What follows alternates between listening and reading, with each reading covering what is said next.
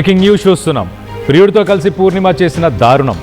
11 రోజుల తర్వాత వెలుగులోకి అసలు నిజాలు బయటకు వచ్చాయి.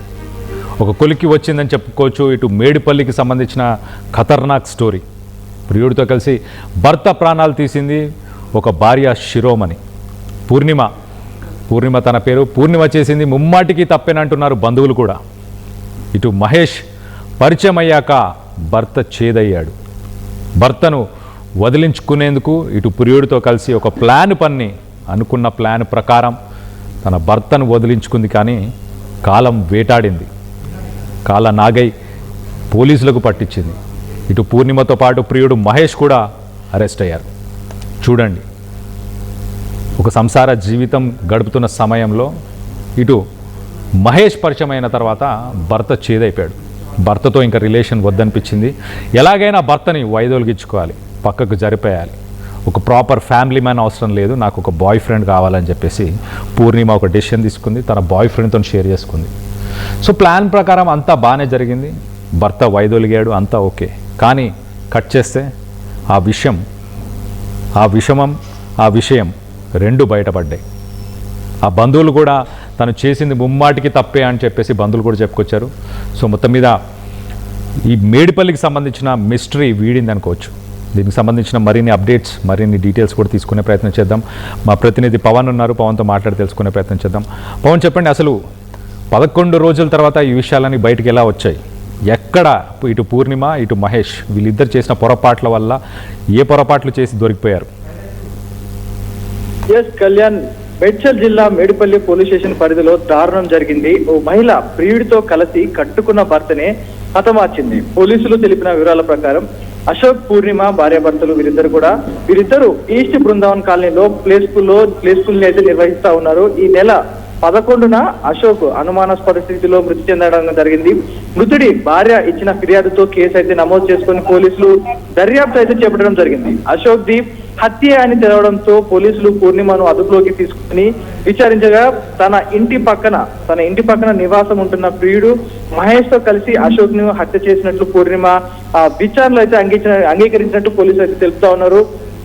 ఈ రోజు రేపులో కట్టుకున్న భర్తని, పిల్లల్ని తల్లిదండ్రులు కాదనుకొని అక్రమ సంబంధాలకి దారితీస్తా ఉన్నాయి. వీరందరూ కూడా పెట్టుకున్న నిన్నగాక మొన్న వచ్చిన ఒక కొత్త వ్యక్తి పరిచయం, 4 మంచి మాటలు చెప్పగానే, 4 ఏదైనా కొంత షాపింగ్ చేయించగానే నా భర్త ఇక పనికిరాడు, నాకంట భర్త కన్నా ఇతనే బాగా చూసుకుంటారు అన్న నేపథ్యంలో ఒక డైనమాలో ఒక కొత్త వారి భ్రమలో బతుకుతూ ఇంకా ఎప్పటికీ ఈ ఆటంకాలు ఎప్పటికైనా ఈ భర్త నాకు అడ్డొస్తున్నాడు, ఇక మన ఇద్దరిని కలవనీయుడు అనే నేపథ్యంలో ఇద్దరు ఒక ఆలోచించుకొని ఏకంగా ఒక వ్యక్తి ప్రాణాలు తీయడానికి, వారిద్దరి మధ్య ఉన్న ఒక శారీరక సంబంధానికి, వారిద్దరి మధ్య ఉన్న సంబంధానికి అడ్డుగా వస్తున్న నేపథ్యంలో అతన్ని హతమార్చారు. ఇద్దరు కలిసి కూడా ఒకవేళ ఇద్దరికి కావాలనుకుంటే మ్యూచువల్ గా డివోర్స్ తీసుకొని వద్దనుకొని విడిపోయి తన బతుకుని దాన్ని బతకని వాళ్ళు, ఎందుకంటే తనకు ఒక ఫ్యామిలీ, తన తల్లిదండ్రులు అందరూ కూడా ఉంటారు. ఈమెకు అంతకే ఇష్టంగా లేకపోతే విడాకులు తీసుకొని వెళ్ళాలి, కానీ హత్య చేశారు నా కొడుకుని కూడా వారి తల్లిదండ్రులు అయితే ఆరోపిస్తా ఉన్నారు. ఈ ఘటన స్థానికంగా ఉన్న మేడిపల్లిలో స్థానికంగా ఉన్న అందరినీ కూడా కలవరపరుస్తా ఉంది. పోలీసులకి ముందుగా ఆ మిస్సింగ్ కేసు ఛేదిస్తా ఉన్నారు. ముందుగా అతను ఎక్కడెక్కడికి వెళ్ళాడు, ఏ ఏరియాలకు వెళ్ళాడు అనే దానిపై పూర్తిగా దర్యాప్తు చేయబడడంతో సీసీ కెమెరా ఆధారపరంగా ఆ ఇంట్లోకి వెళ్ళిన వ్యక్తి, ఆ ఏరియాకి వచ్చిన వ్యక్తి తిరిగి మళ్ళీ బయటికి వెళ్ళలేదు, ఎక్కడికి కూడా వెళ్ళలేదు. తన ఫోన్ సిగ్నల్స్ కూడా అదే ఏరియాలో వస్తా ఉన్నాయి. సో ఇంటి పక్కనే, ఇంటి సరౌండింగ్స్ లోనే ఉన్న వ్యక్తి ఉన్న పలంగా ఎలా మాయమైపోతాడు, ఎక్కడికి వెళ్ళిపోతాడు అనే నేపథ్యంలో దాన్ని కేసుని కాస్త పురోగతి పెంచి అనుమానాస్పదంగా చుట్టుపక్కల ఉన్న వారితో పాటు మెయిన్ గా టార్గెట్ ఇంటి గుట్టుని ఈశ్వరుడు కూడా పట్టుకోలేని నేపథ్యంలో ఇంట్లో ఉన్న వారిపై పోలీసులు ముందుగా అనుమానం పెట్టుకొని వారిని ఒక్కొక్కరుగా విచారిస్తుండగా ఫైనల్ గా భార్యపై మెయిన్ గా ఎస్పెషల్ గా ఈ రోజు నేపథ్యంలో ఇలాంటి కేసులు జరుగుతున్న నేపథ్యంలో ముందుగా మెయిన్ టార్గెట్ భార్యగా పెట్టుకొని తనని తమదైన స్టైల్లో విచారించగా అప్పుడు తన అసలు నిజాన్ని బయట పెట్టింది. మహేష్ అనే వ్యక్తితో నాకు పరిచయం ఏర్పడింది, మా ఇద్దరి సంబంధానికి తను అడ్డు రావడంతో భర్తని అడ్డు తొలగించుకున్నాం, అందుకే ఇదంతా కూడా చేసామంటూ కూడా భార్య పోలీసుల ముందు ఒప్పుకోవడం జరిగింది. కేవలం వీరి ఇద్దరి అక్రమ సంబంధానికి దారి వస్తున్నాడని కట్టుకున్న భర్తనే కాటికి పంపించింది ఈ భార్య.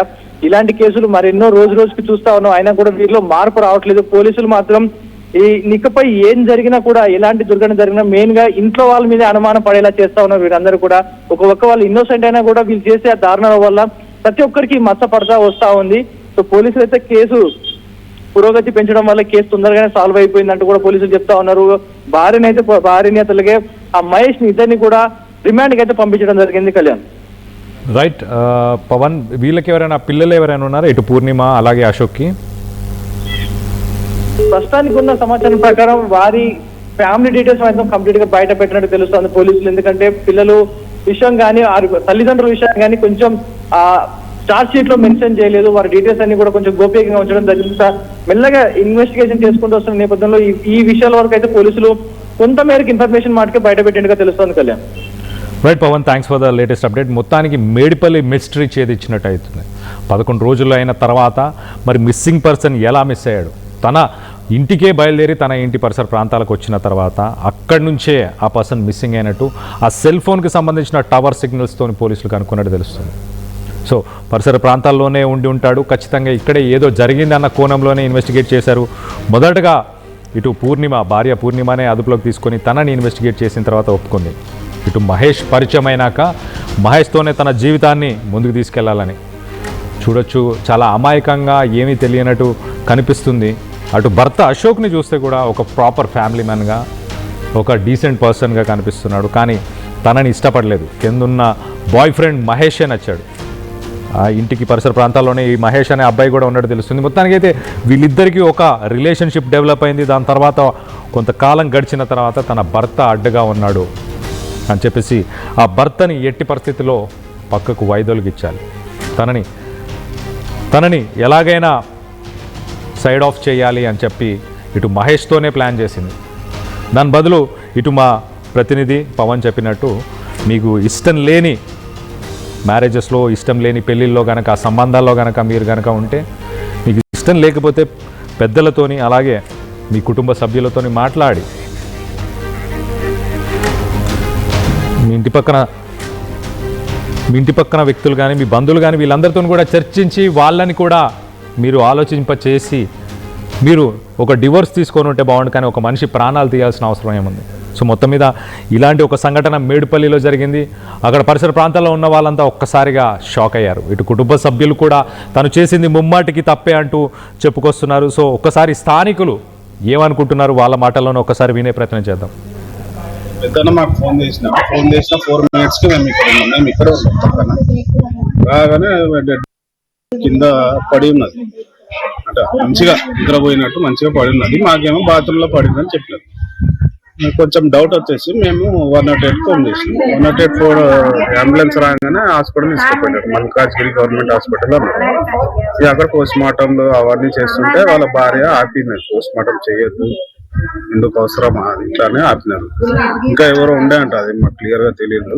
3rd person పోస్ట్ మార్టం లో ఇక అన్ని చేసి పోలీస్ ఎంక్వైరీ అవన్నీ చేసి ఒక రోజు వచ్చినారు కూడా. చనిపోయిన నెక్స్ట్ డే పోలీసు వాళ్ళు వచ్చి ఎంక్వైరీ కూడా చేసినారు. చేసి ఇప్పుడు ఈ రోజు ఇంట్రోగేషన్ 11 days ఈవెన్ కూడా తీసుకెళ్లారు కస్టడీలో. మర్డర్ అనేది ఎప్పుడు తెలిసింది మాకు? మర్డర్ అన్నది క్లియర్ ఇన్ఫర్మేషన్ నిన్న, అంటే పోస్ట్ మార్టం రిపోర్ట్ రాలేదు కదా, కానీ బాడీని చూస్తే మాకు తెలిసింది అది దెబ్బలు తగిలిన బాడీ, హార్ట్ అటాక్ వచ్చిన బాడీ అయితే కాదు. ఆ డౌట్ వచ్చే మేము అంబులెన్స్ ఎక్కించి పంపించాము. ఆడ పోస్ట్ మార్టం చేస్తేనే తెలుస్తుంది అని. కానీ ఈమె పోస్ట్ మార్టం వద్దని ఆపింది. కానీ లాస్ట్ కి పోస్ట్ మార్టం అయితే అయ్యి తీసుకెళ్లారు. కాకపోతే మాకు బాడీ రావడం కూడా లేట్ అయింది. ఆ పోస్ట్ మార్టం లో డౌట్ వచ్చి ఆపారు. బాడీ రిలీజ్ చేయడానికి కూడా మాకు టైం తీసుకున్నారు. దాని తర్వాత ఈ ప్రాసెస్ అంతా ఇంకా దినాలు అవన్నీ అయ్యే లోపు నిన్న 11 days అయింది. 11 days వరకు వాళ్ళు వెయిట్ చేశారు. ఇంట్రోగేషన్ అయింది. ఇక పట్టుకుని ఆమెను కూడా తీసుకెళ్లారు. మీ కజిన్ అంటున్నారు కదా, ఇంతకుముందు ఏమైనా హార్ట్ స్ట్రోక్ అలాంటిది ఏమైనా వచ్చింది? అన్నయ్యకి ఏ హ్యాబిట్ లేదు, ఏ అలవాటు లేదు, ఏ హెల్త్ ప్రాబ్లమ్ లేదు. ఆయన నా సిగరెట్ తాగడు, డ్రింక్ తాగడు, ఆఫీసు ఇల్లు